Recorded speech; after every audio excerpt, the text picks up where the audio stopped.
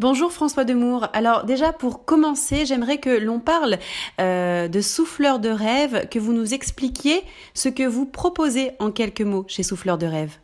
Bonjour Fanny.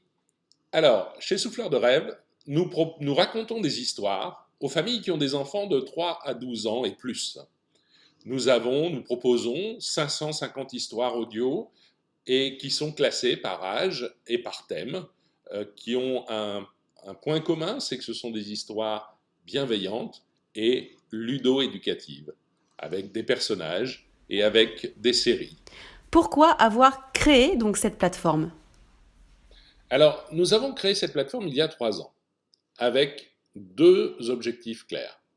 Tout d'abord, aider les parents qui prennent conscience du danger des écrans pour les enfants, notamment le soir.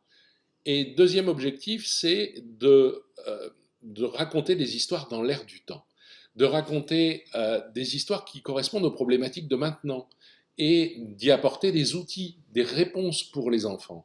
Par exemple, prendre confiance en soi, par exemple, gérer ses peurs, la peur du noir.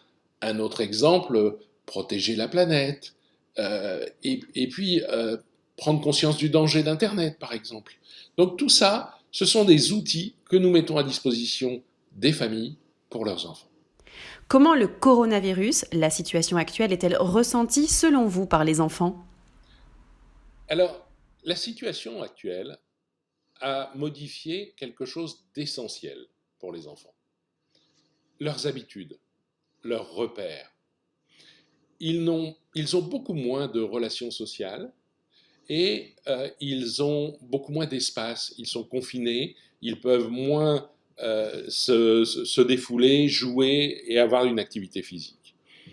En plus de tout ça, il n'est pas du tout certain qu'ils comprennent parfaitement la situation et ils reçoivent le stress de leurs parents.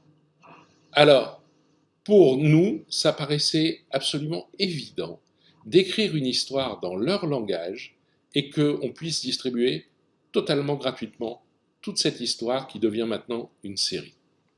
Quelle est donc l'histoire de Vidoc, le virus? Parlez-nous un peu de cette histoire, mais sans tout dévoiler, bien sûr. Alors, tout d'abord, VIDOC, c'est l'anagramme de Covid et c'est aussi la réduction de virus et docteur. VIDOC, c'est le personnage d'une série consacrée à aider les enfants à traverser cette période particulière. Elle a un objectif clair, dédramatiser la situation et l'expliquer avec des mots d'enfant.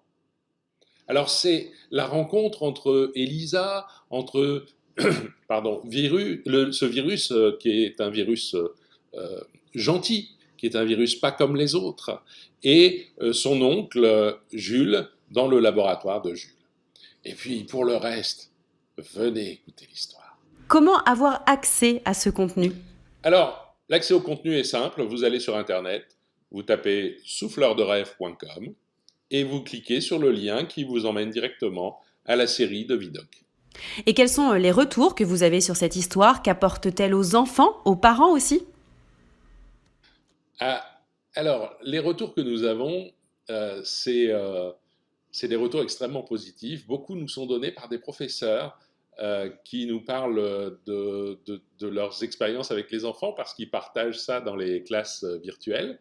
Et puis, ce qui ressort, c'est au-delà des compliments qu'ils nous font sur la qualité des produits, c'est aussi le fait que ça apporte de l'apaisement et que ça apporte des explications claires pour les enfants.